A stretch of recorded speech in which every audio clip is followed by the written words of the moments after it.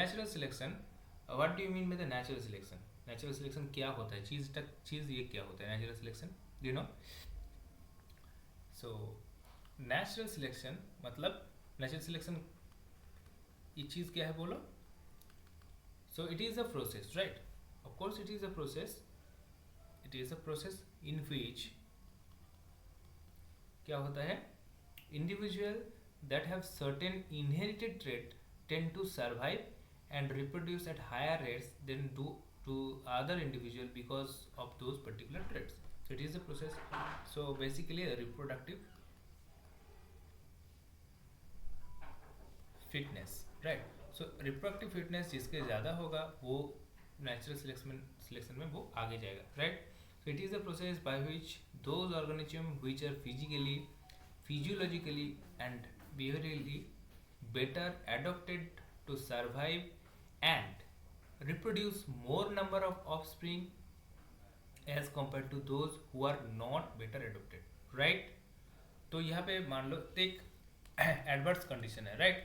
तो क्या करना है, एडवर्स कंडीशन में फर्स्ट एडप्ट करना है, और जो जो ऑर्गेनिज्म कंडीशन में एडप्ट तो कर लिया, उसके बाद ज़्यादा नंबर पे वो ऑफस्प्रिंग वो होगा उसका, वो हो गए वो नेचुरली वो मच मोर सिलेक्टेड और better than the others, right?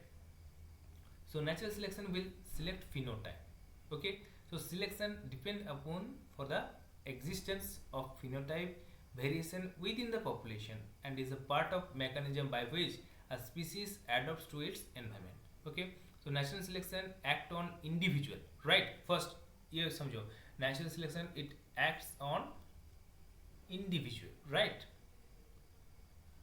And individual it is basically the unit of, अगर क्वेश्चन ऐसा आए कि what is the unit of natural selection, natural selection के यूनिट है individual, right? But it is population that change with the time and act on phenotype. Okay, अगर एक population में ये नेचुरल सिलेक्शन पॉपुलेशन में पूरा एग्जिस्ट करता है, राइट? तो वो फिनोटाइप के लिए वो चेंज होता रहेगा, फिनोटाइप के अकॉर्डिंग वो चेंज होता रहेगा. तो natural selection consistently increases the frequency of allele that provide reproductive advantage, thus leading to the adaptive evolution. अगर एलील लेवल पे अगर देखेंगे तो वो एलील जो क्या कर रहा है इसमें फिनोटाइप के लिए, एक जो फिनोटाइप उसके वो एनवायरनमेंट के लिए वो हेल्प कर रहे हैं, उसके लिए तो जीन होता है, राइट? और जीन के लिए दो एलील होता है. वो एलील फ्रीक्वेंसी इंक्रीज होता जाता है किसमें, पॉपुलेशन में, right? And it will provide the reproductive advantage, और जिसके दौरान इसको क्या मिलेगा, एडाप्टिव इवोल्यूशन, राइट? अंडरस्टूड? বলছি তুমি কিছু লিখছো, দেখা যাচ্ছে না। भाई मैंने तो शेयर कर दिया, सबके लिए यही हो रहा है क्या? হ্যাঁ, দেখা যায় না কিছু।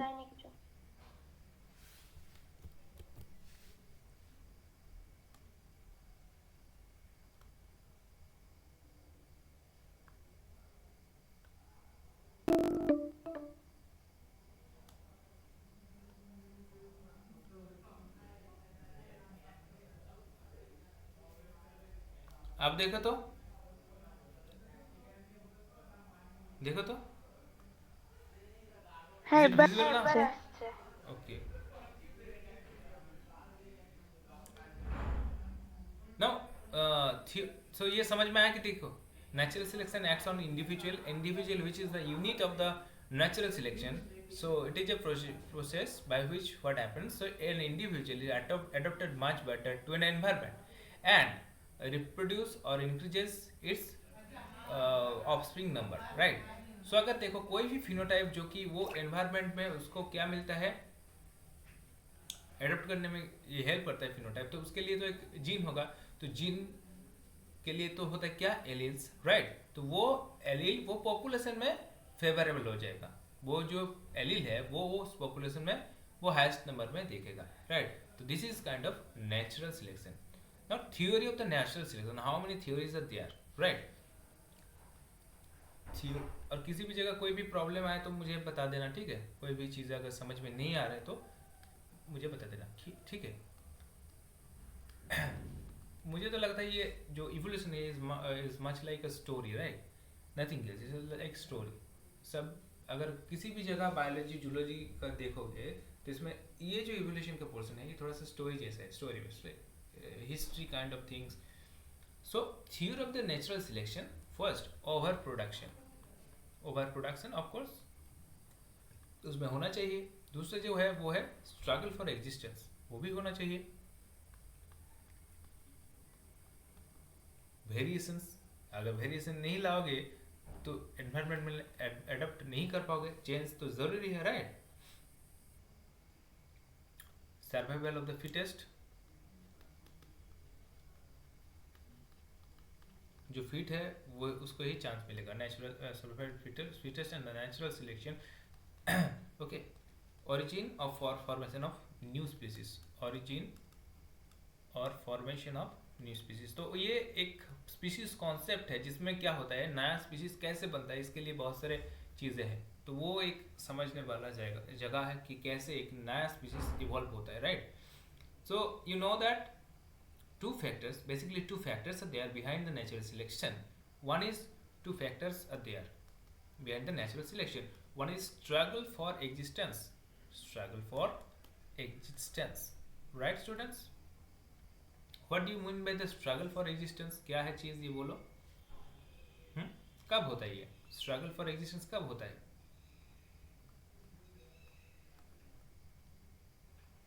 मान लो किसी भी एक टॉपिक ने मैं एक असाइनमेंट दिया हो किसी भी एक टॉपिक में जो कि सिलेबस से बाहर है, ठीक है?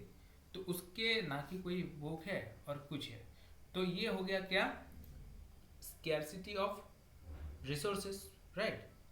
तो इसके लिए तुम्हारे बीच क्या होगा, एक कंपटीशन होगा, राइट? तो कहाँ से अच्छा एक रिसोर्स मिले, तो लिमिटेड रिसोर्स, राइट? और सेम स्पीसीज के लिए वो कंपटीशन हो रहा है, मतलब तुम लोग जो सेम स्टूडेंट उसके लिए एक कंपटीशन, राइट? तो ये स्ट्रगल फॉर एग्जिस्टेंस, राइट? उसके बाद सर्वाइवल ऑफ द फिटेस्ट। तो इसके लिए जो अच्छा सबसे वो अपने लैंग्वेज में लिखेगा और अच्छे तरीके से प्रेजेंट करेगा वही तो विनर होगा ना। तो this is the survival of the fittest. तो इसको अगर इवोल्यूशन की लैंग्वेज में बताए तो उसमें है क्या चीज़, तो struggle for existence, scarcity of resources in a population would lead to the competition between the individual of the same species because all use the same limited resources, right? Survival of the fittest, competition would lead to the death of some individual while others survive. तो कुछ जो बच्चे हैं वो इसी बीच इसको छोड़ देगा कि ये टॉपिक तो बहुत डिफरेंट है, किसी भी जगह सोर्स वगैरह नहीं मिल रहा है तो लिखेगा ही नहीं, राइट? तो कुछ मिनिमम स्टूडेंट जो क्या करेगा, तो उसमें एक तो ऑप्ट आउट हो जाएगा, नेक्स्ट जो स्टूडेंट हो जाएगा वो इसको प्रेजेंट करने का कोशिश करेगा, तो वो सर्वाइवल उसके लिए फेवरेबल है and fittest, they the fittest, right?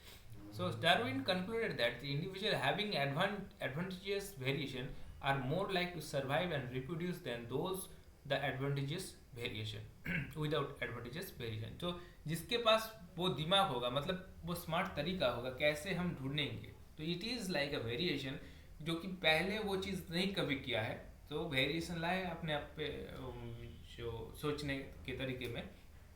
So this is kind of survival and fittest. Struggle for existence समझ में आया, जो सेम लिमिटेड सोर्स है, सोर्सेज सेम स्पीसीज उसके लिए कॉम्पीट करेगा, और तो इसी बीच कुछ का वो कंपटीशन के दौरान कुछ का डेथ हो जाएगा, इंट्रा स्पेसिफिक कंपटीशन वगैरह वो चीज़ है, as well as some natural calamities and वगैरह वगैरह, disease and all those things.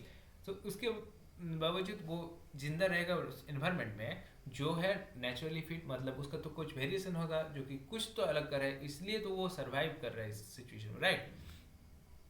Now next, so Darwin's process of natural selection has 4 component, right? One is variation. तो हालांकि डार्विन ये वेरिएशन को अच्छे तरीके से नहीं समझा पाए थे कैसे हुआ, तो तभी ना आया नया Darwinism. So population exhibit variation in appearance and behaviour. Population exhibit variation in appearance and behaviour. वो उन्होंने कहा था तो ये अलग अलग चीज़ें हैं, हम एक दूसरे से अलग दिखते हैं और वगैरह वगैरह वगैरह. लेकिन वेरिएशन के मतलब कॉज क्या है, कैसे होता है, ये सब म्यूटेशन वगैरह है, उसके लिए ये डार्विन ने नहीं कुछ कहा था. राइट. दूसरा जो है इनहेरिटेंस. राइट. इनहेरिटेंस. तो traits are consistently passed on from parent to offspring and ये है inheritance. What do you mean by the traits during genetics? I have told you what is trait. So यहाँ पे तो genetics नहीं हुआ है. बोलो व्हाट इज ट्रेड. ट्रेड क्या है? What do you mean the by the trade and give some examples. जल्दी.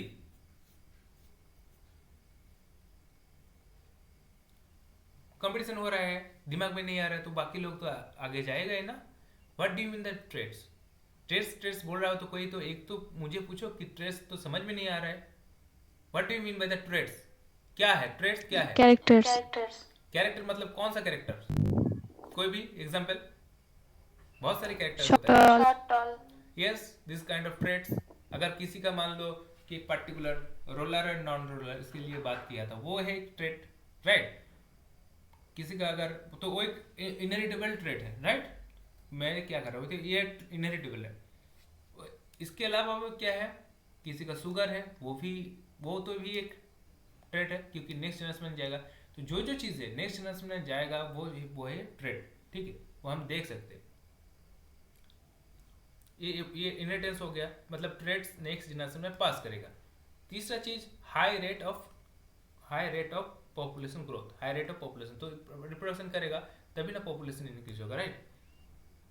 And differential survival reproduction. Differential survival तो सर्वाइवल रेट भी इसमें उसके ऊपर भी थोड़ा सा इसका प्रभाव आएगा. Right.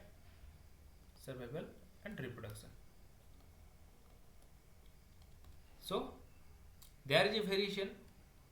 Some example, some beetles are green and some are brown.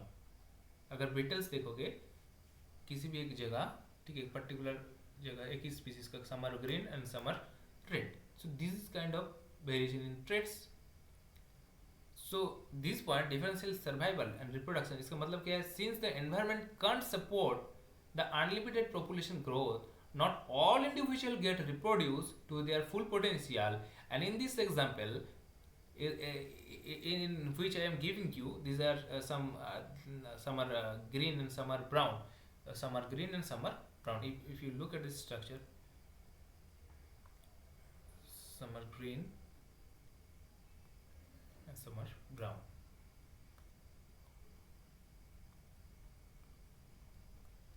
So in this kind of reproduction, if you look at the structure, the brown beetles tend to get eaten by some birds. Okay, let us imagine. So brown beetles tend to get eaten by the birds and survive to reproduce less than the green. Right. तो ये changes जैसे बिस्टन बेवलेरिया के एक था ना example, वो कौन है अब आ रहे हैं? सबिक, what happened? Why so late? हो गया था. हाँ, लेट क्यों है? सो गया था. Okay, so tired. लेकिन नेक्स्ट टाइम से मैं एंट्री नहीं दूंगा, ध्यान में रखें, क्योंकि सही टाइम में पहुंचना ज़रूरी है किसी भी जगह. ओके.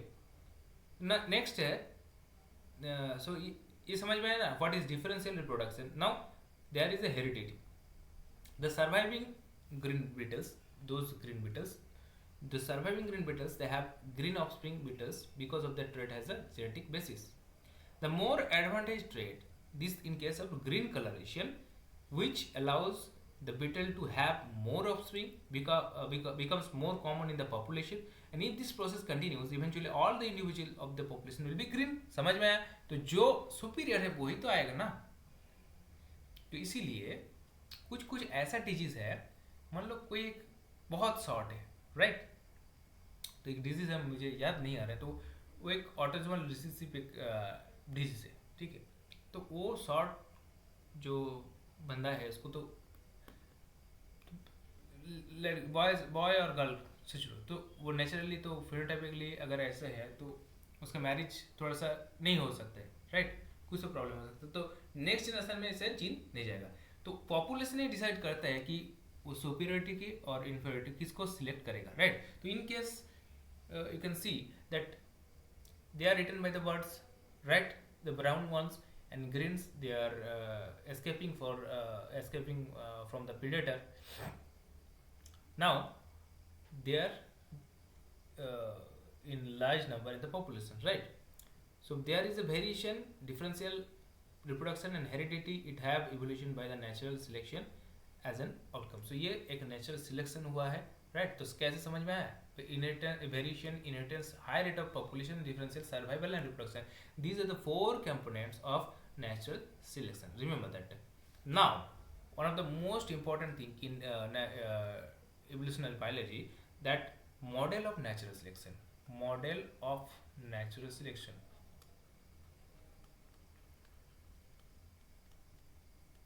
कौन कौन सा मॉडल है इसमें, ठीक है। तो देखो, natural selection can alter the frequency distribution of heritable traits in basically three ways. How? One is directional selection,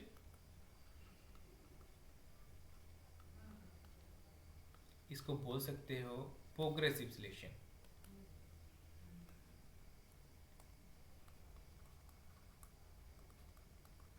दूसरा जो है वो है stabilising selection,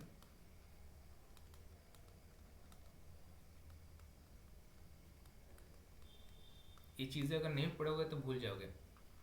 for this portion you can follow Douglas फुटियामा।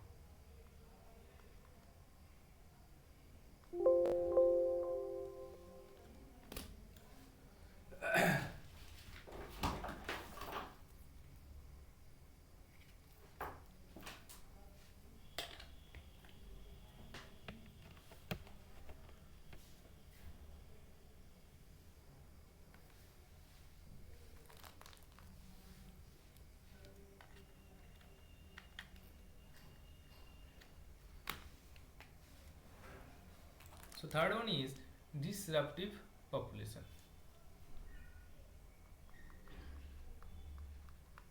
sorry disruptive selection और diversifying selection, इसको बोल सकते हैं normalizing selection, normalizing,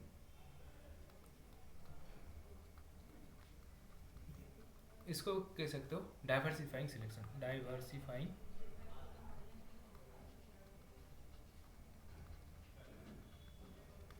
okay। So next,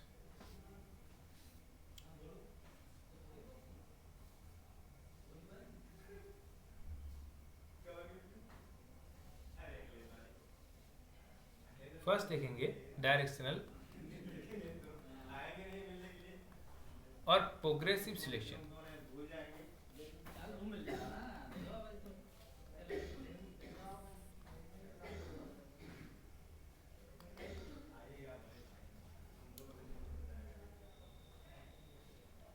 Okay, so it occurs when conditions favor individuals exhibiting one extreme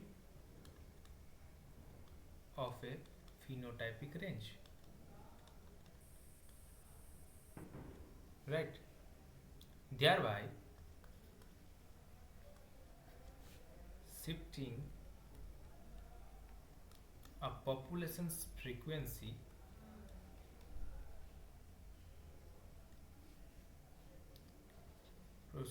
curve for the phenotypic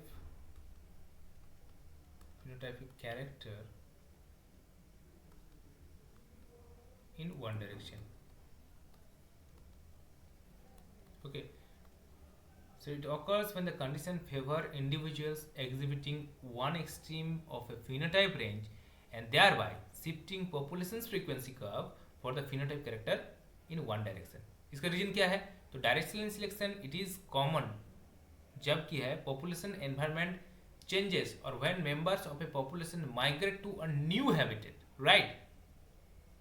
तो directional selection कब होता है? जब पॉपुलेशन में एनवायरमेंटल चेंजेस होता है और उसके जो मेंबर रहते हैं इस पॉपुलेशन में वो माइग्रेट करते हैं, मतलब नया हैबिटेट में, राइट? तो ये रीजन है. तो sometime they ask question what are the reason behind directional selection, right? One is population environment changes and second one is migration, right? Environment changes, second one is migration.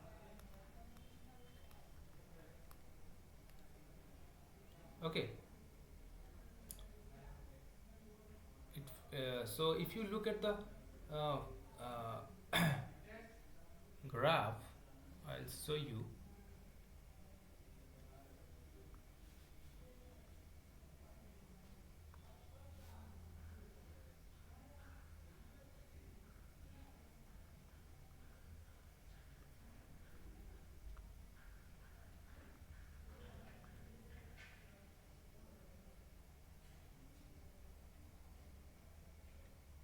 ठीक है, तो लगभग इसके same है. तो यहाँ पे देखो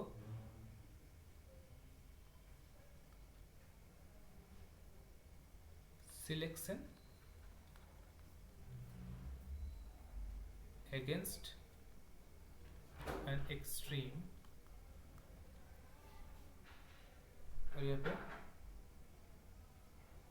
population after selection. This one is original population.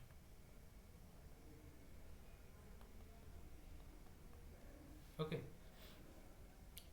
So it's favor the non-average or one extreme phenotype. One extreme phenotype. जो एक्सट्रीम फिनोटाइप है तो इस टाइप का नेचुरल सिलेक्शन में उसको मतलब वो फेवर होगा, right? Change in the main value of A trait in the population in one direction. जो मीन वैल्यू है वो वन एक डायरेक्शन में वो हो रहा है changes, right? So it favours the accumulation of those mutation that increases the fitness of the changing environment. तो जो म्यूटेशन चेंज करेगा, राइट, जो फेवर करेगा इस फिनोटाइप चेंजेस के लिए वो इंक्रीज होते जाता है इन द पॉपुलेशन, राइट? तो इसमें एवरेज और नॉर्मल इंडिविजुअल वो चेंज होता जाएगा. वो नॉर्मल और एवरेज जो है वो चेंज होता जाएगा, राइट? समझ में आया चीज? बोलो. तो देखो एक एग्जांपल देखो.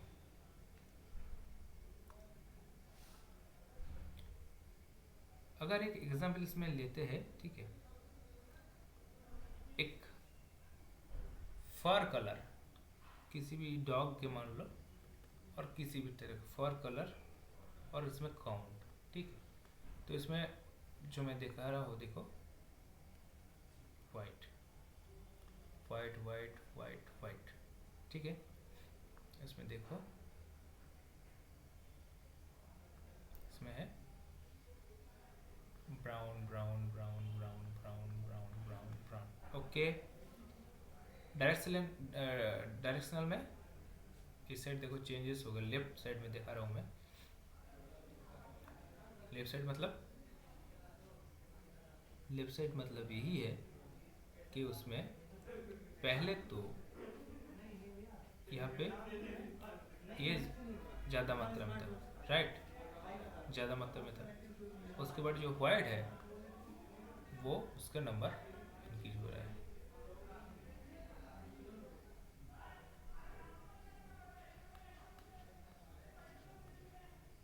ठीक है?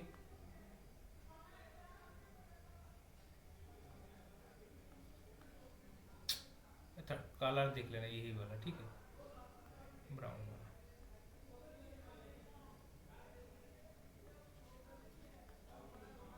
ठीक है, तो अब देखो ये बढ़ चुका है, राइट?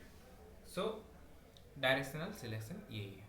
किसी भी फर कलर तो कहीं चेंज हो रहा है. जिसमें जो नॉर्मल है, एवरेज है, वो घटता जा रहे हैं, लेकिन जो फिनोटाइप नया है इसमें वो बढ़ता जा रहे हैं. अंडरस्टूड? समझ में आया कि नहीं? बोलो, समझ में आया यस कि सर। नहीं? ये समझ में है। ओके, तो हम लोग अब इस सिलेक्शन को, इस ग्राफ को वही से देखो, ठीक है। इसके ऊपर थोड़ा और भी बात करते हैं, तब क्लियर हो जाएगी चीज़ें। यहाँ पे मैंने अगर किसी भी गलती किया है तो वो चेंज करेंगे, अगर नहीं किए तो यही रहने देंगे, ठीक है।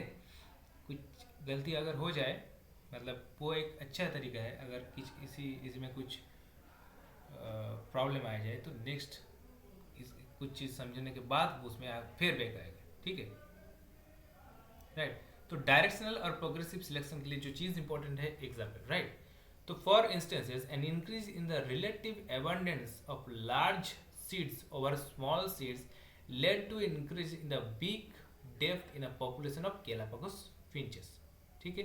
तो गैलापागोस आइलैंड में जो फिंचेस रहता था, उसमें क्या हुआ, लार्ज सीड जो ईटिंग जो बीक है, वो स्मॉल ईटिंग जो बीक है उसके उसके कंपैरिजन में वो ज़्यादा मात्रा में देखा, ठीक है। तो ये, और एक सेकंड जो है, एक तो गैलापागोस आइलैंड के केस, दूसरा जो है वो है industrial melanism, very popular industrial melanism, is very very important, right. तो अगर कोई बोलोगे इसमें इंडस्ट्रियल मेलानिज्म में क्या हुआ था, याद आ रहा है क्या? One type of yes sir, वो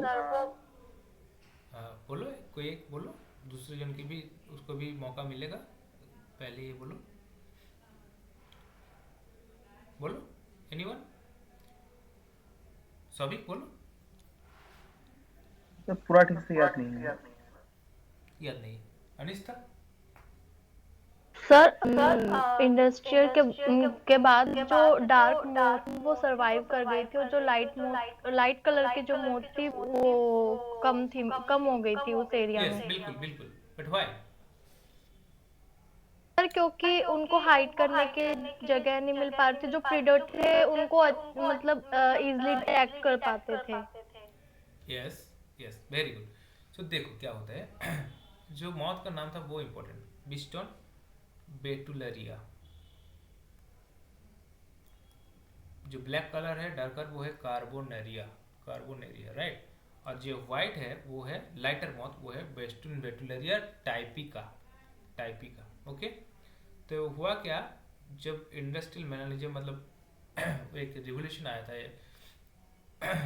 इंडस्ट्रियल का, तो उसमें क्या हुआ था, जो एनवायरनमेंट जब बहुत जो पेड़ वगैरह वो डार्क होता जाएगा, तो पहले जो होता था पेड़ में वाइट कलर था, तो वाइट मॉथ अगर इसमें होता था तो वो स्किप कर सकते थे बर्ड से, राइट।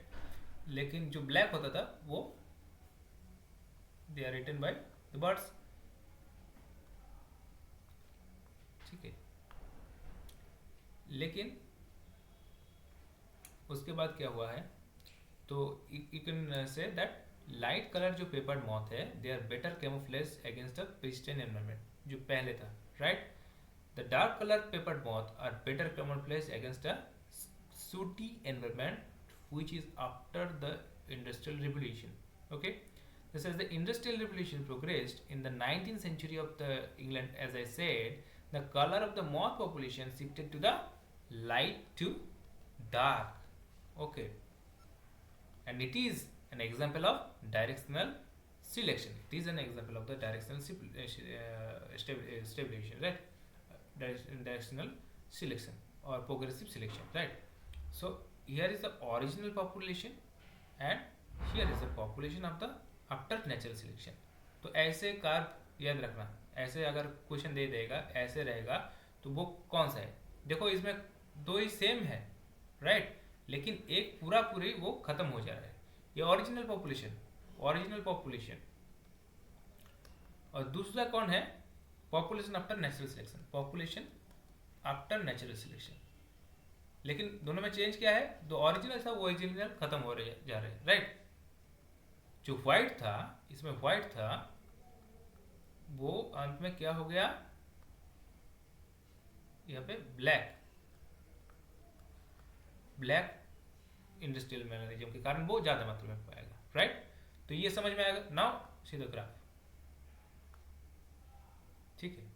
तो ये सिलेक्शन अगेंस्ट एन एक्सट्रीम, देखो और ओरिजिनल पॉपुलेशन यहाँ पे था, मतलब ये कार नेक्स्ट, और उसका नंबर तो सेम ही होगा, लेकिन एक्सेप्ट किसका हुआ, तो नया पॉपुलेशन।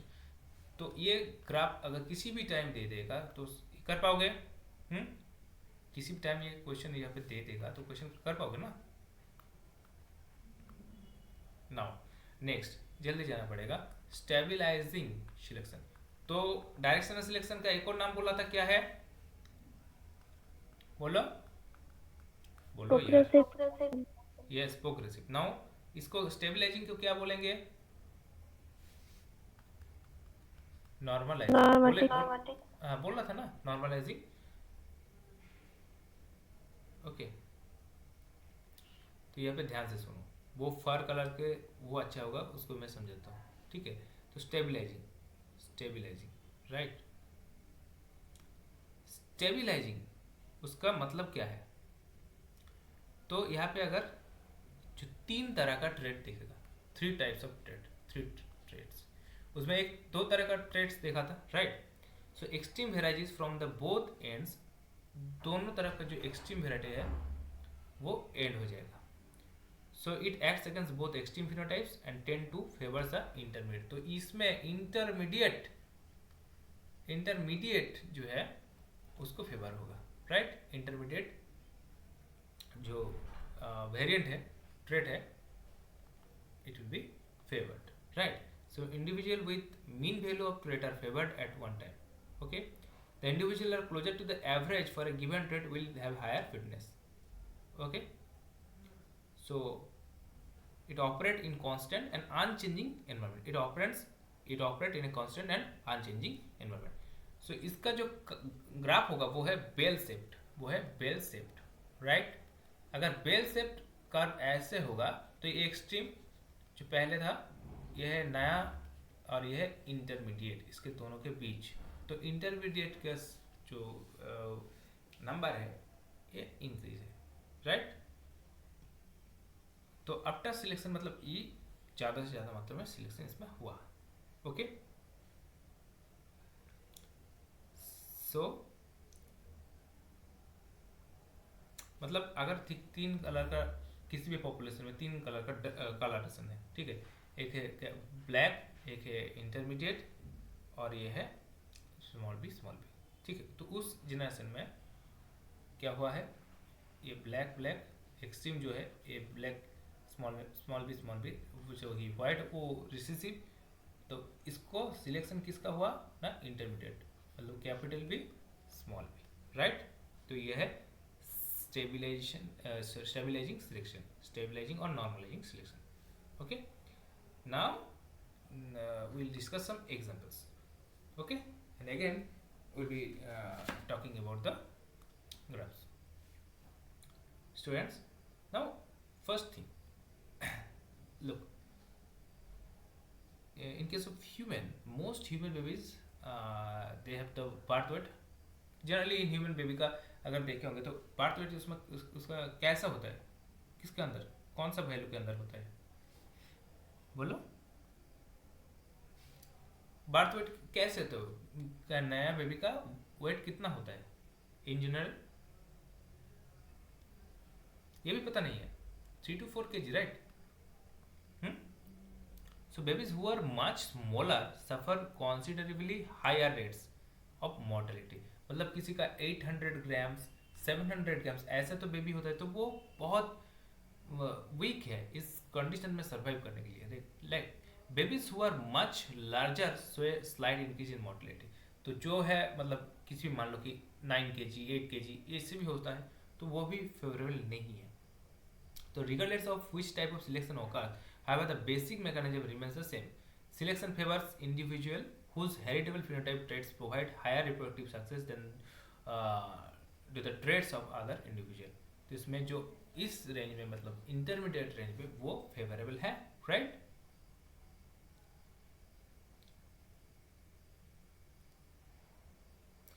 रॉबिन बर्ड्स के बारे में सुने हो?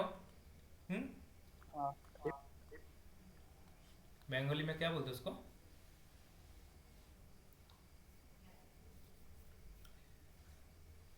सो बेसिकली जो पॉपुलर है मैगपी ओरिएंटल रॉबिन, राइट, जो कि उसका दो कलर क्या है? कलर क्या है? Black white. Black and white. So अगर इसमें क्या होता है, रॉबिन्स का चार मतलब इट ले 4 eggs, okay, it typically lay 4 eggs, okay. तो लार्जर क्लचेस में रिजल्ट इन, अगर क्लचेस होता है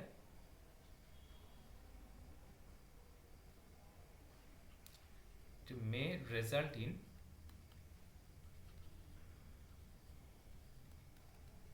malnourished chicks।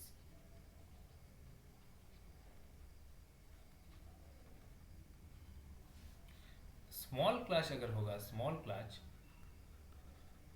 No viable offspring, ठीक है।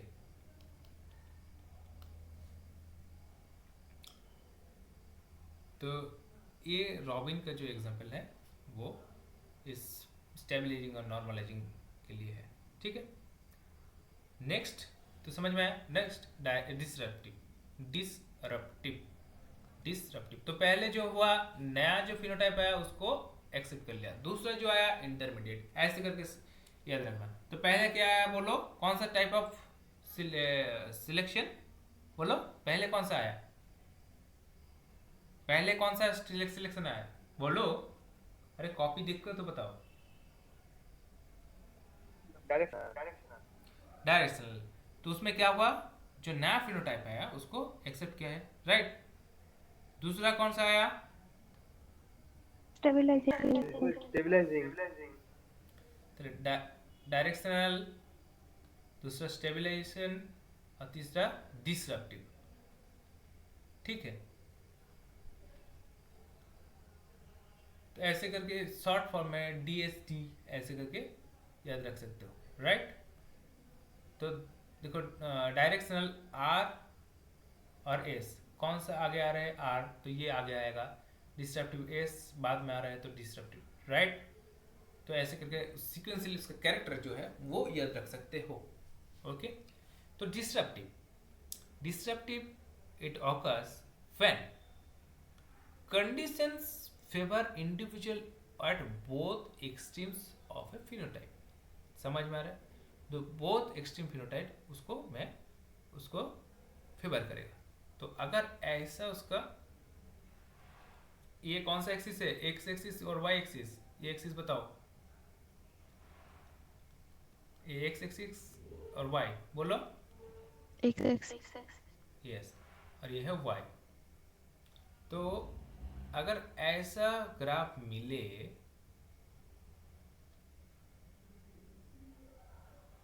जो एक्सट्रीम 1 एक्सट्रीम 2, इसको क्या कर रहे हैं वो फिनोटाइप, जो ये दो फिनोटाइप है it is more favourable, right. So individual जो इंटरमीडिएट हो रहा है it will be eliminated, okay।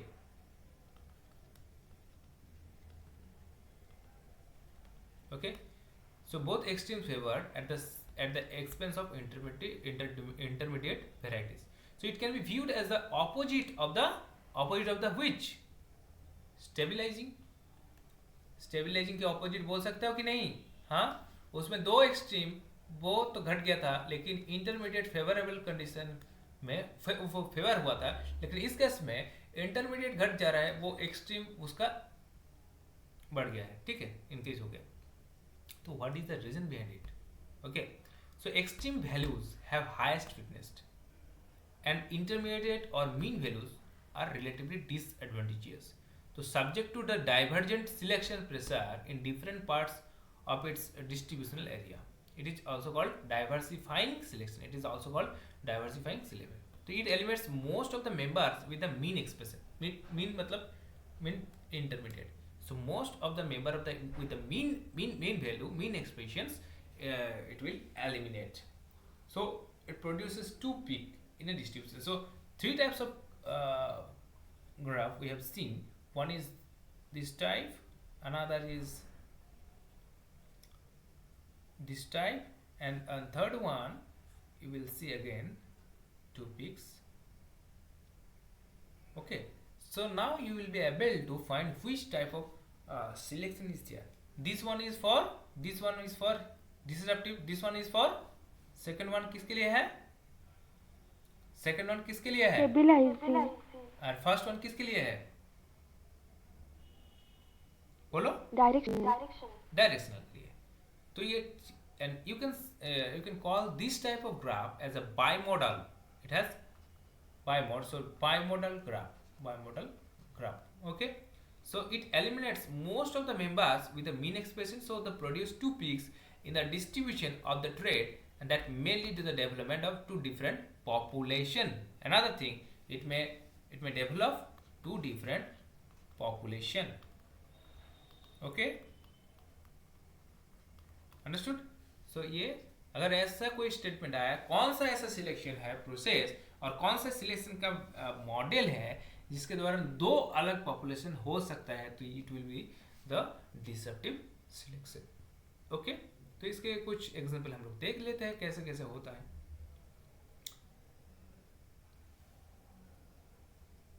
ठीक है,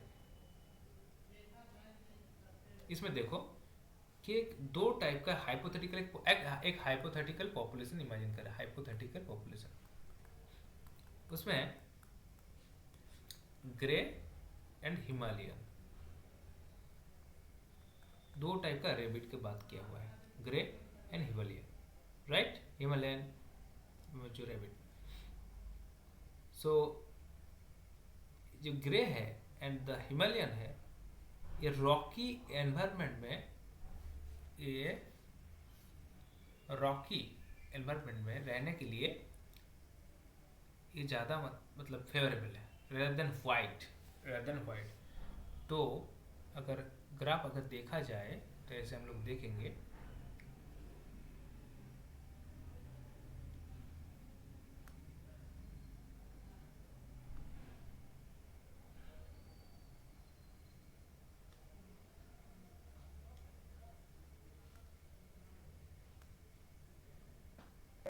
उस ग्रे के क्या लिखा है? हिमालयन. ठीक है, तो यहाँ पे एक अलग देता हूँ,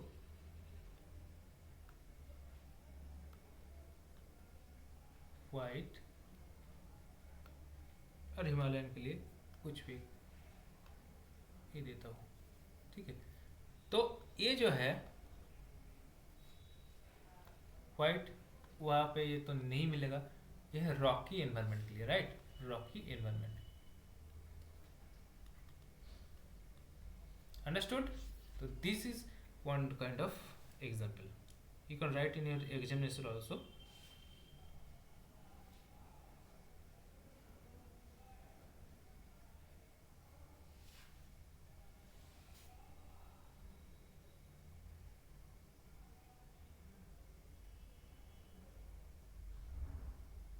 Okay.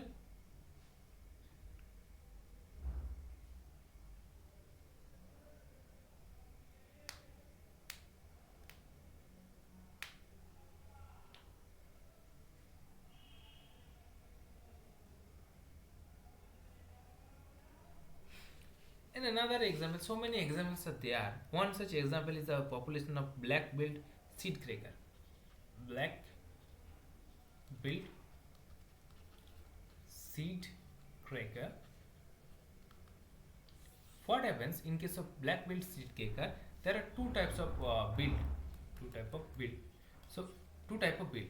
One is larger and another is smaller.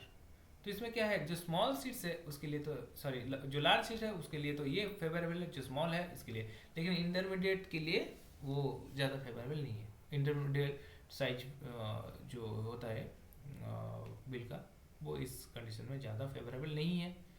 Okay, so it will show this type of मतलब selection. Okay, it will show this kind of selection.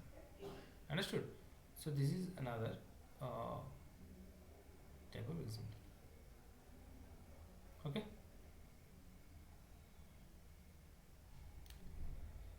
some popular example of the natural selection, one is DDT resistance.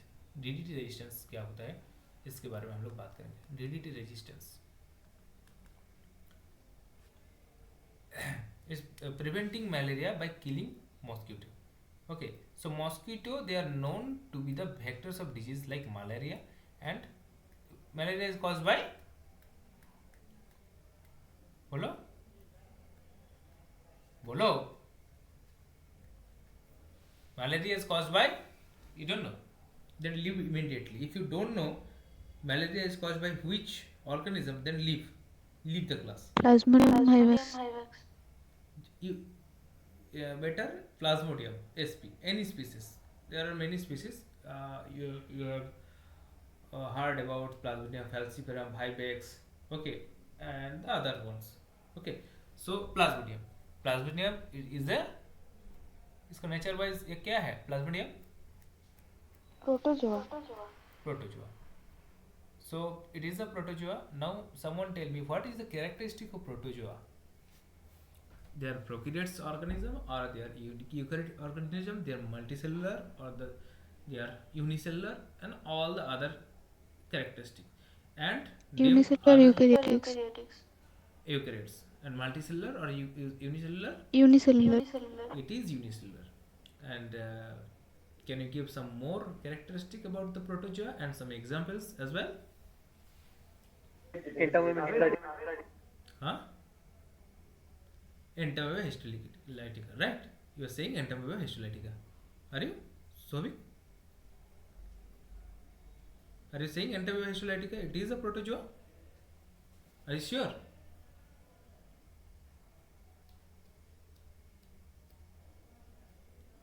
Confidence ही नहीं आ रहा है. हाँ sure. Sure क्या करते हैं? वो डिजीज है ना वो. सो ये हो रहा है चीज़ें. प्रोटोजोआ एक एग्जांपल देख के ख़त्म हो गया. हाँ, इतना सारा प्रोटोजोआ है, बताओ. Balantidium, okay. और भाई यूग्लिना क्या है? Amoeba euglena. हाँ, तो वो बोलना चाहिए ना. Now can you tell me an organism, we know that we are having either genetic material as either RNA or DNA, but some are there whose genetic material is protein. Actually, you can't say the genetic material, but it is quite relative term. Do you know? Basically, some are having RNA or DNA, but some have the protein as their main machinery. Okay, so can you tell me? Prions. Very good. And any disease which is caused by the prion? Mad cow disease. Yes, mad cow disease. Any other? If you don't know, please read some books and my earlier class notes, right? All I have discussed about those things, because in upcoming examination you will have 2 or 3 questions from this portion as well. Okay, so the causative agent of particular disease. Can you name some nematodes who causes disease? Nematodes first. Do you know what is nematode? What is nematode? Roundworms. What is nematode? In which Roundworms. phylum? Which phylum you called it is a nematode? There are many type of worm, but basically, in which phylum you will call this is a. You are correct. Yes, you are correct. It is roundworm, and but can you give some example of roundworm or nematodes?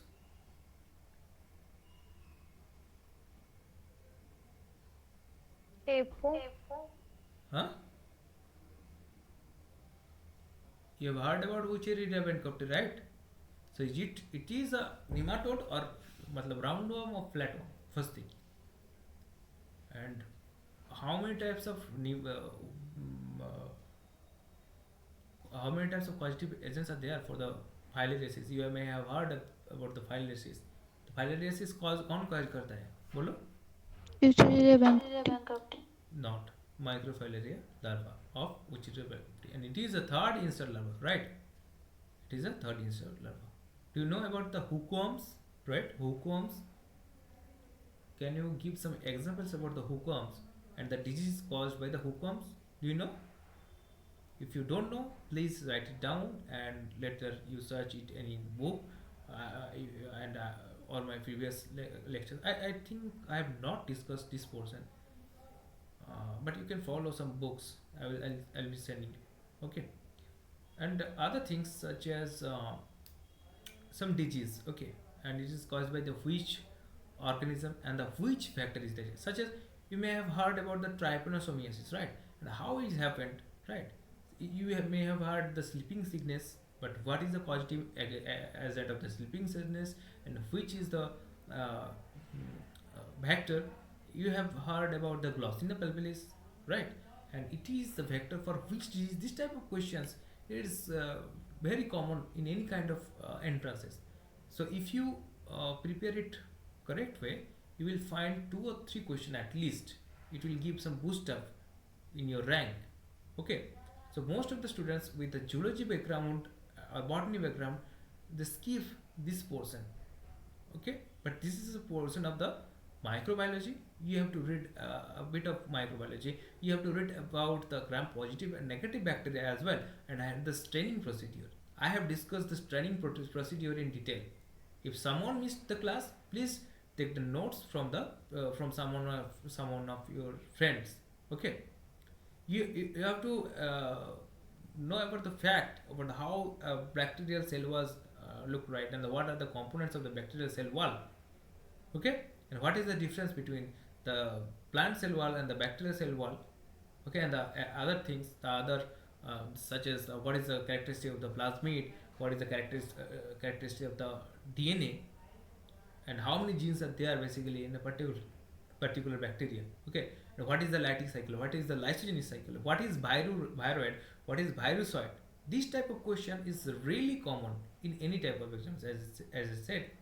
Okay, so you have to know. Okay, it is bit of informative, but it is up to you how you will remember those things. Okay, so for that you have to practice more question, as well as you have to create a path by which you can remember those things by some tricks or other things.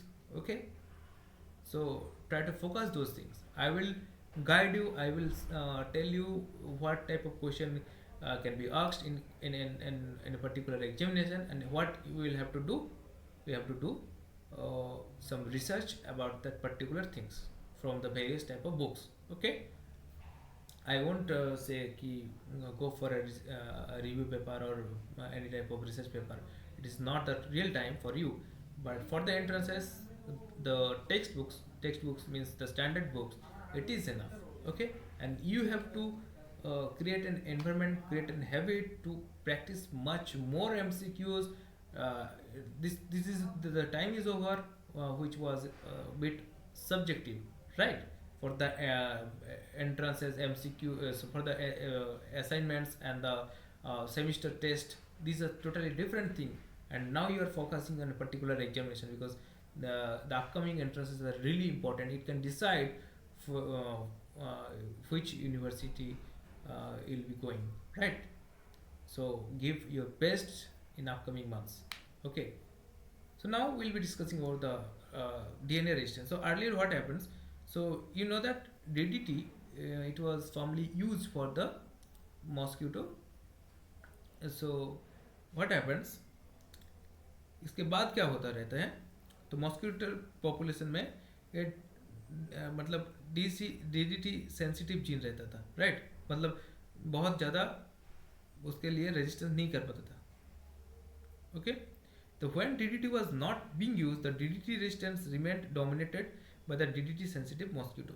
So look, mosquito, they are known to be the vector of the disease like malaria. Already I have said. So earlier the mosquito population, they had more DDT sensitive but less DDT resistance mosquito, right? So when DDT was not being used, the DDT resistant they remained dominated by the DDT sensitive mosquito, right? So earlier what happens, remember that sensitive, जो DDT sensitive मतलब जो DDT के कारण sensitive हुआ रहता था वो ज़्यादा मात्रा में था, जो रेजिस्टेंस मॉस्किटो था वो कम population, right? Now DDT becomes ineffective quickly. Use of DDT as an insecticide started, DDT resistant mosquito had a competitive advantage over their counterparts. मतलब जब DDT फिर एक बार स्टार्ट हुआ है 1940s के समय, उसमें क्या होता है, ये तो रेजिस्टेंट कर रहा है, राइट? तो ये इसका नंबर इंक्रीज हो रहा है, राइट? तो ग्राफ ऐसे देखेगा, ये सुनना, तो इसमें जो रेजिस्टेंट हो गया वो डोमिनेंट हो गया. अब DDT से इतना भी फर्क नहीं पड़ता है. Same case all out room में दिया रहता है, फिर भी मस्क्यूटो ये गुनगुना रहता है. What is the reason behind it? Just resistant हो गया उसका, ठीक है? ऐसे in case of bacteria what happens, some are the antibiotic resistance, some bacteria they are some, मतलब अगर उसी कंडीशन में रहेगा ना तो वो एंटीबायोटिक रेजिस्टेंस हो जाएगा. इसलिए हम लोग जो लैब में देखते हैं तो कैसे इसके ऊपर बहुत सारे जो ड्रग के ऊपर इफेक्ट भी नहीं होता, right? So drug resistance HIV उसके केस में भी सेम होता था, right?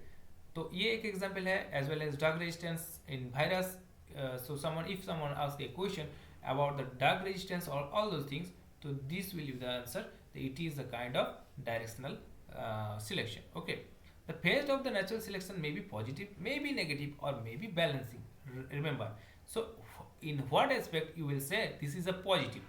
The genetic changes that confer higher fitness tends to the increase in the frequency over time in the population. This evolutionary process is called the positive selection, right? Okay, negative selection कब होगा? The genetic changes that decrease the organism fitness, okay, tends to disappear from the population through a process negative selection. A balancing, it may happen that a mutation is advantageous only the heterogeneous condition but not in homozygous condition. So such allele tend to be maintained at the intermediate frequency in the population. अगर कोई भी है जो intermediate condition में वो mutation हो रहा है, मतलब वो पूरी उससे गायब नहीं हो जाएगा उस population से, right? So these are the things. So balancing sequence, it is a very important terminology. How is selection will be in balancing conditions. So what prevent the reduction of variation? So balancing selection मतलब in diploid organism many unfavorable recessive alleles persist because they are hidden from the selection, and when in heterozygous individuals, so in addition, so selection itself may be preserve variation at time some locus, thus maintaining two or more phenotypic forms in a population, then on the balancing selection. Okay, so इसके ऊपर ज़्यादा बोलने का कोई ज़रूरत नहीं है. तो बैलेंसिंग सिलेक्शन तो समझ में आ गया. Positive frequency dependent sequence frequency और नेगेटिव ये भी समझ में आ गया शायद, right? Okay, so next part हम लोग डिस्कस करेंगे. तो बोलो अभी तक जो हुआ है, किसी का कोई दिक्कत? Tell me.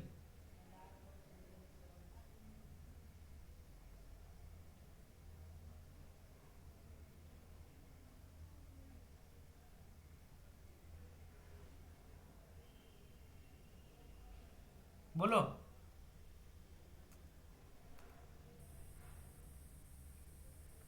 बोलो बोलो बोलो. Disruptive selection timer. बोलो कौन सा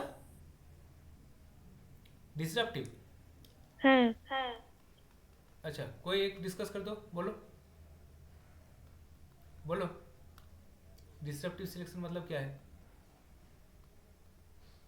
बोलो. अनिस्था, व्हाट इज डिसरप्टिव सिलेक्शन? समझाओ.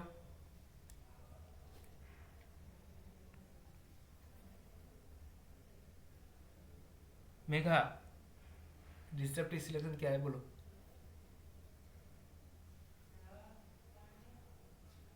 बोलो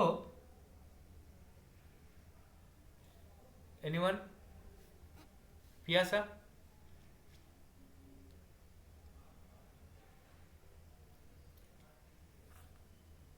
क्या हुआ बोलो।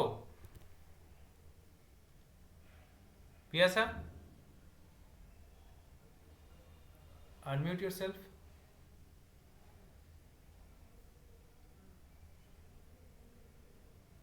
Monisha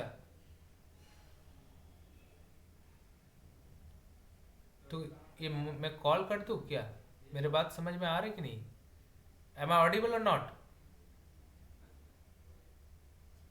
M I audible or not?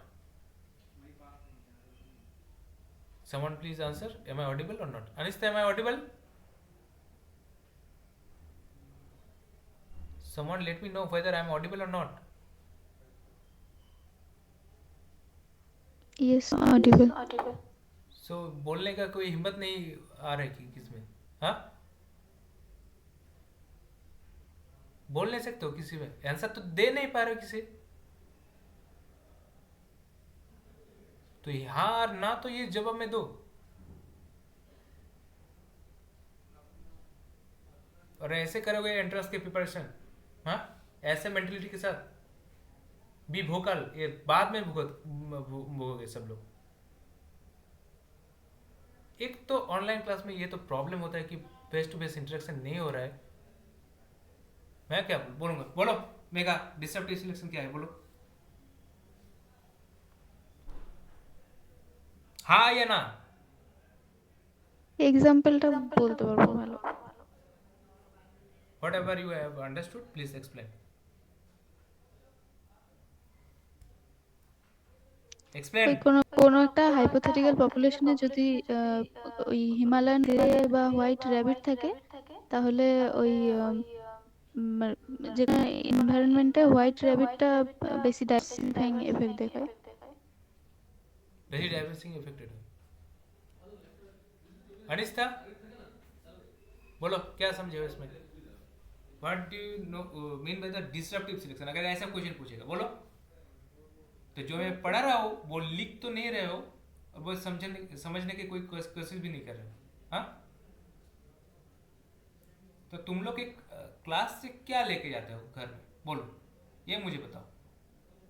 वही चीज अगर उधर क्लियर नहीं होगा तो यहाँ पे कोचिंग लेने का मतलब क्या है बोलो। इसने तो क्वेश्चन पूछा है डिसरप्टिव सिलेक्शन क्या होता है, समझ में नहीं है तो which is good thing, but other students क्या है समझ में नहीं आ रहा तो अगर क्वेश्चन पूछोगे तो कि छोटा हो जाएगा क्या? You are unable to answer a question, simple question which I have discuss earlier various time. Now ये देख के बताओ क्या है, इसका मतलब क्या है बताओ। Sir, in middle, the individual show less variation than the. Yes but why? So अगर ये दो एक्सट्रीम मतलब दो, ये दो कंडीशन था, इसको फेवर करेगा राइट, इसको फेवर नहीं करेगा, और ये पूरा को पूरा एनवायरनमेंट के ऊपर है, ये disruptive selection. It is very easy right, complex चीज होने का मतलब ही नहीं है। अगर किसी जगह कॉम्प्लेक्स लग रहा है तो मुझे बताना चाहिए ना। पियासा पियासा जब मैं आंसर बोलने के लिए बोला तो क्यों नहीं अनम्यूट किया? हाँ मैं इधर चिल्लाता रहा हुआ, तुम लोग मतलब हाँ ना ये दोनों ये देने का कोई मतलब ये सोचोगे भी नहीं कि एक बार हाँ और ना बोल दूँ? हाँ ऐसे करोगे सब लोग? बोलो बोलो क्यों नहीं अनम्यूट किया जब मैं बोला था?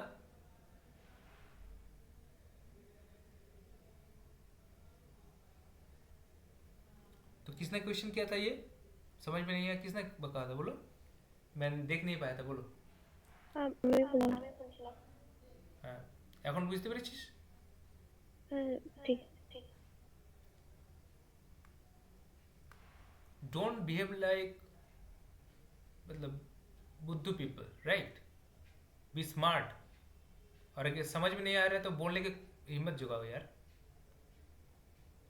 तो घर में पूरा ब्लैंक लेके जाओगे क्या? हाँ, सेम ऑन यू। बहुत सारे क्लासेस कर रहे हो कॉलेज में, वहाँ पे तो एक मेंटेलिटी रहना चाहिए। तो कैसे ये नोट डाउन करते हो कॉपी में? अगर पूरे चीज़ समझना नहीं है मतलब कितना टाइम मिलता है दिन में? अगर मान लो कि 14 आवर्स पढ़ते हो, मैं मान लिया, जो कि नहीं है मुझे पता है, 7 आवर्स और 8 आवर्स इसके लिए, मतलब आज कॉलेज हो रहा है 4 to 5 आवर्स, मतलब मैं 5 आवर्स मान लेता हूँ, उसमें 3 क्लासेस है, ठीक है। तो वो क्लास घर में आके रिवीजन भी करना है, कोई करते हो कि नहीं वो भी मुझे पता नहीं, कॉलेज जाने के टाइम आगे भी देखना है, वो भी करते हो कि वो, ये भी पता नहीं। तो इतना टाइम तो नहीं मिलेगा ना, तो क्या करोगे? क्लास के अंदर जितना भी हो सके वो लेने की कोशिश करो, ठीक है। टीचर ये मत बोलो कि टीचर घटिया पढ़ाते हैं, हर टीचर कुछ ना कुछ देते तो जरूर है। अगर किसी ने कोई बुक भी रीडिंग पढ़ रहा है कोई भी क्लास में, तो कुछ ना कुछ चीज़ें तो जाएगा, राइट। कोई भी एक स्लाइड कि कोई भी स्लाइड कॉपी पेस्टेड करके प्रेजेंट भी किया तो कुछ ना कुछ चीज़ें तो वो डिस्कस करेगा। हर एक टीचर कुछ ना कुछ देने की मतलब कोशिश करते हैं। एक क्लास ले रहे हैं मतलब उसके लिए कुछ ना कुछ तो जरूरत है करना। हाँ, शर्म नहीं आता है क्या? ऐसे करोगे, बाकी सब बच्चे दौड़ रहे हैं एक कंपटीशन की तरफ, ऐसे करोगे एंट्रेंस क्लियर, ऐसे रैंक लाओगे। और जब हालत हो गया कि 25 to 50 के अंदर अगर रैंक नहीं आया तो अच्छे कॉलेज नहीं मिलेगा, बस किसी भी एंट्रेंस में बोल रहा हूँ। और अच्छे वहाँ पे भी मैं बीएचयू की बात बोल रहा हूँ, बीएचयू के सिनेरियो जानता हूँ, तो इसके लिए बात कर रहा हूँ कि बीएचयू में अगर जनरल में 25 रैंक नहीं लाओगे तो तुम्हें तो यहाँ पे चांस मिलने का तो परसेंटेज ही छोड़ दो, और अच्छा रैंक नहीं लाओगे तो हॉस्टल नहीं मिलेगा, और बाहर तो बहुत एक्सपेंसिव है। तो ये अपने ऊपर, ठीक है। अगर कोई भी इंस्टीट्यूट को अच्छे से टारगेट कर रहे हो तो ऐसे पढ़ोगे तो नहीं होगा, मैं क्लियरली बता रहा हूँ। चेंज योर मेंटेलिटी, कुछ चेंजेस लाओ, ऐसे स्मार्ट तरीके से कॉपी लिखना, जो भी चीज़ें मैं समझा रहा हूँ, whether it is in English, Bengali, in other language, अपने तरीके से लिखो। हर चीज़ तो दिमाग में नहीं जाएगा, दिमाग तो इतना अच्छा नहीं है तुम्हारा। अगर अच्छा होता तो किसी भी एक क्वेश्चन का आंसर दे सकते हो। तो जो अगर दिमाग तो इतना सही नहीं है, तो दिमाग सही है नहीं है तो क्या हुआ? हर चीज़ कॉपी में लिखो ताकि हर एक छोटे छोटे पॉइंट वो याद रखे।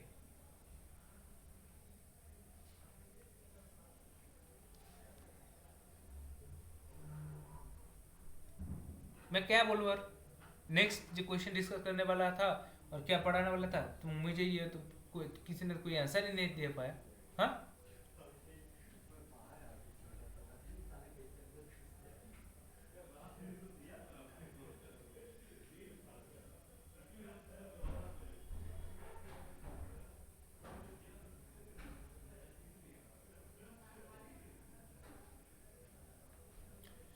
whatever, I'll do my job, rest is in your hand। Sexual selection, तो सेक्सुअल सिलेक्शन मेरा भी इंटरेस्ट घटते जा रहा है, राइट। मेरा भी इंटरेस्ट तो घटते जा रहा है। अगर ऐसे परफॉर्म करोगे तो मेरा भी इंटरेस्ट कुछ नहीं रहेगा। एक आंसर नहीं दे पा रहे हो, हाँ आंसर के छोड़ दो, हाँ और ना दे रहे नहीं दे रहे। क्लास करते करते समय मिनिमाइज करके व्हाट्सएप फेसबुक हो रहा है क्या? हाँ, अगर ऐसे हालत में हो तो please don't join my class. Time pass करने के लिए क्लासेस नहीं है, और भी 2-4 या वह टोल खोल के पढ़ाता है उसके पास जाओ, मेरे पास नहीं। Be serious.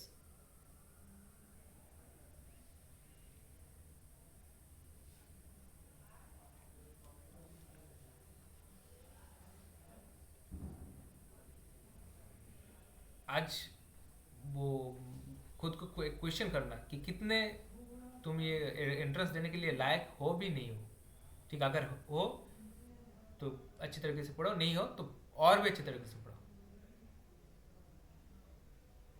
बाकी दूसरे जो चीज़ है, दूसरा जो अट्रैक्शन है उसको छोड़ो।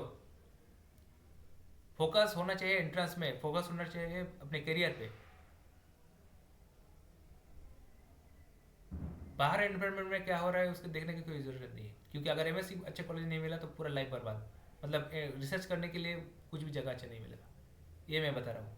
तो फिर वो government job, B Ed D Ed, this kind of things will be going on. Okay. एक तो ऐसे बैकग्राउंड हम लोग एक जगह से आते हैं जहाँ थोड़ा सा मतलब इतना हमें पता भी नहीं है कि बाहर क्या चलता है, ये तो सही है, सच है। तो वो एनवायरनमेंट दिखाने की अगर कोशिश में कर रहा हो तो उसको तो समझो, एक दो एंट्रेंस दो, फिर पता चल लगेगा कि आप कौन स्टेट में हो। इसलिए मैंने बोला था कि टीआई पे सब लोग भरो, होगा या नहीं होगा बाद में पता चलेगा, वो अलग चीज़ है, लेकिन देना तो ज़रूरी था। किसी ने तो चूज ही नहीं किया, 2-3 छोड़ के तो एंट्रेंस फॉर्म ही नहीं बोला, जो कि फीमेल को थोड़ा सा कम उसमें देने पड़ते हैं उसको फीस, इतना भी नहीं था कि फीस बहुत हाई था। तो सेक्सुअल सिलेक्शन क्या होता है, तो हर एक एनिमल जब अपने मैटिंग पार्टनर को सिलेक्ट करता है तो वो कुछ कैरेक्टरिस्टिक्स उसका देखता है। जैसे कि देखो, मान लो कि डांस, तो फीमेल जो पीकॉक है वो डांस नहीं करते, ठीक है, तो कौन करते हैं, mail. So it is a kind of sexual selection. So Charles Darwin was the first to explore the implication of the sexual selection. It is a process in which individuals with a certain inherited characters are more likely than other individuals of the same sex to obtain mates. Sexual selection can result in sexual dimorphism. What is sexual dimorphism? Do you know? It is a difference in secondary sexual characteristic between males and female of the same species. Understood? These distinctions include the differences in the size, color, orientation and the behavior. तो sexual selection कैसे होता है, मतलब mate choice and mate competition, right. तो इसमें बहुत सारी story है, जैसे मैंने एक बता दिया कि पीकॉक के tail is one kind of example. जो डियर है उसका जो एंटलर है उसका स्ट्रक्चर जिसके ज़्यादा बड़ा है वो मतलब they are more attractive and all those thing. Birds की नेस्टिंग बिहेवियर एक है, तो these are small example, okay. तो ये ज़्यादा बोलने की ज़रूरत नहीं है। एलिफेंट के लिए एलिफेंट टस्क एक इम्पॉर्टेंट है, ओके। तो these are the things. Sexual selection में ज़्यादा मैं कुछ नहीं बोलूँगा कि ये कॉन्सेप्ट इसमें कुछ नहीं है, ओके। तो ये अपने ऊपर है, एग्जाम्पल थोड़ा सा देख लेना, बहुत ईजी है, बहुत ईजी है, ऐसा कुछ नहीं है। नाउ क्या बोलूँगा मैं, इंटरसेक्सुअल सिलेक्शन। तो इंटरसेक्सुअल सिलेक्शन मतलब क्या है, मेट चॉइस के समय कुछ कंपटीशन होता है, राइट। सो इंटरसेक्सुअल सिलेक्शन मतलब क्या होता है, member of one sex usually females they choose mate on the basis of particular characteristic, right. ये है intersexual selection, right. So usually females tend to be more choosy, right, female ज़्यादा choosy होता है। The evaluating morphological and behavioral traits from potential mate to determine which will maximize their fitness. Darwin was the first to observe that females often do not mate with the first male they encounter, okay, but instead seem to evaluate a male's quality and then decide whether to mate, okay. For example, peahens, they prefer to mate with the peacocks that have more eye spots on their elaborate tail feathers. Understood? In most species, the female invest maximum in producing and rearing offspring. Hence, they are more choosy. Okay? Females are more choosy. Males are not. सबके case में, in case of humans, you can see females are more choosy than the males. Intrasexual selection. Intrasexual selection मतलब mate competition, in which involves the competition between the members of the same sex. Competition, right? तो इसमें होता है deer antlers, beetle horns, and other large body size. These are kind of things, okay. So intersexual selection मतलब इसमें तो बहुत सारे kind of है, जैसे समटाइम मेल्स फीमेल्स का एक वहाँ पे कंपटीशन भी होता है शायद। सो ये चीज़ तो कॉन्सेप्ट समझ में आ गया, okay.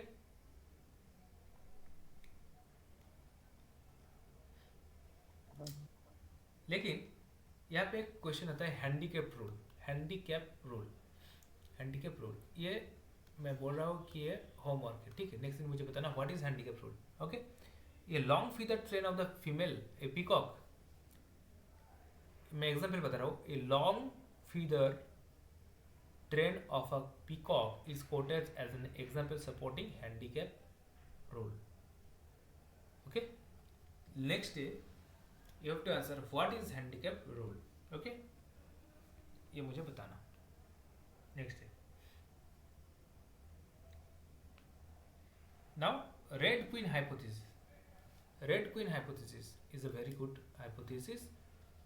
Red queen.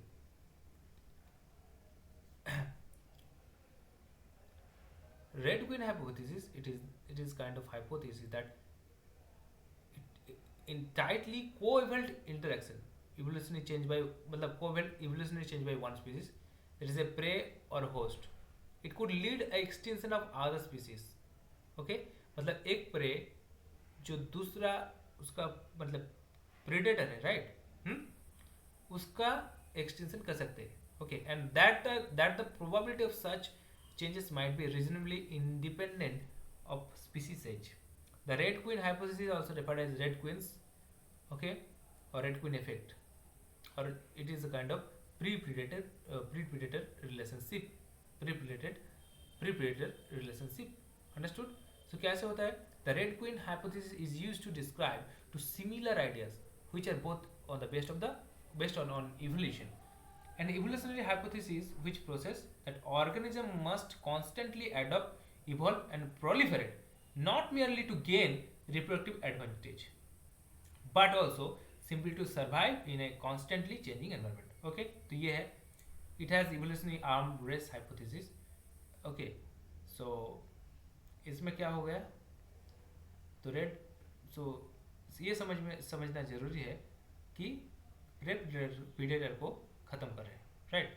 So an example of the red queen hypothesis might be one of the plants that evolve toxin to kill the predator of such as caterpillars. Okay, if the plant under predation selection pressure evolved a new type of toxin to which the caterpillar had no immunity, so most of the caterpillar would die off and the tree would flourish, and this victory would be short-lived as only the caterpillar immune to the toxin, even of only a teeny percentage, would breed rapidly, and once again the tree would be under attack. Okay, so whole ecosystem and the food chain are kept in check by the evolutionary armed forces or armed race as described by the red queen hypothesis.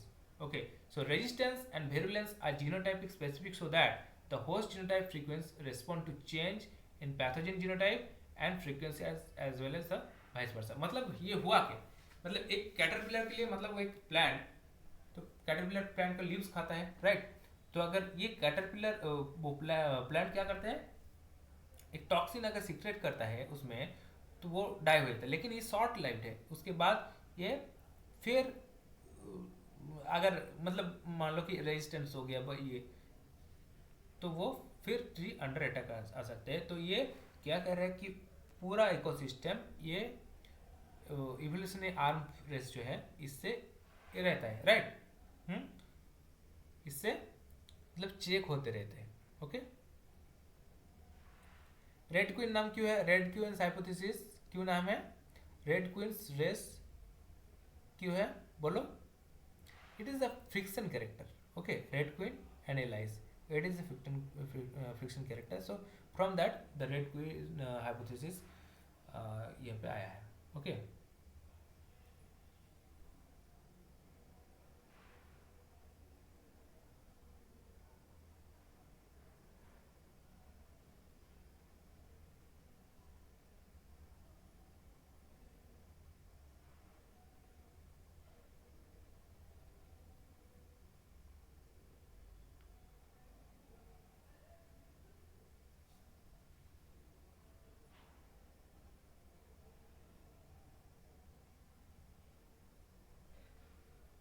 एक बार देखो, red queen के एक बहुत बड़े example है.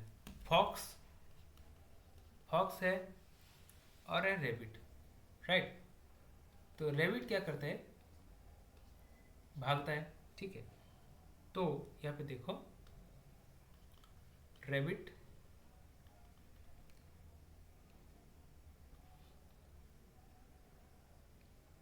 इसका speed बढ़ गया, रेबिट का डिफेंसिव, मतलब इसको वो खाने वाला है फॉक्स, राइट. तो इसका स्पीड जोर जोर से दौड़ने लगा, राइट। इसका अगेन इवॉल्व हुआ, तो इसका मोर डिफरेंट स्पीड हो गया। दूसरे केस में देखो फॉक्स, तो उसको पकड़ना है किसको, रैबिट को, राइट। तो मोर स्पीड ये ऑफेंस कर, तो ऑफेंसिव मैनर में ऑफेंस में ये हो रहा है, राइट। मतलब ऐसे करके इसका फिर स्पीड इंक्रीज होगा। तो दोनों तरफ दो ही इवॉल्व हो रहा है, को इवॉल्वमेंट, राइट, प्रे प्रेडेटर के रिलेशनशिप में। तो दोनों के केस में चेंज होता है। तो सिर्फ सेक्सुअल एडवांटेज के लिए ही जो उसका चेंजेस आएगा और वो एडप्ट करेगा एक एनवायरनमेंट में, ये तो नहीं है। लेकिन एनवायरनमेंट में खाने के लिए, रहने के लिए, इसके लिए भी उसको कंपटीशन करना पड़ेगा। जैसे यहाँ पे प्रे प्रेडेटर, एक तो ये है प्रे और एक है प्रेडेटर, राइट। ठीक है, तो इसका कोरिलेशन हो रहा है, अंडरस्टूड। तो क्वेश्चन आएगा the red queen hypothesis is related to, ठीक है। तो देखो अगर एक क्वेश्चन आएगा red queen hypothesis is related to the mating order in the harem of a polygamous male. Harem मतलब उसका territory, right. First option the mating order in the harem of a polygamous male. Second, the elimination of by deleterious mutation by sexual reproduction. Third, mate selection process by female in the leg. Fourth, the evolutionary arms race between the host and parasite. कौन सा होगा? Red twin hypothesis is related to, बोलो। between the host and parasite. Exactly. Okay. So आज के लिए इतना ही। Option लगा लो। Options में क्वेश्चन बाद में भेज दूंगा, ठीक है, डिस्कस कर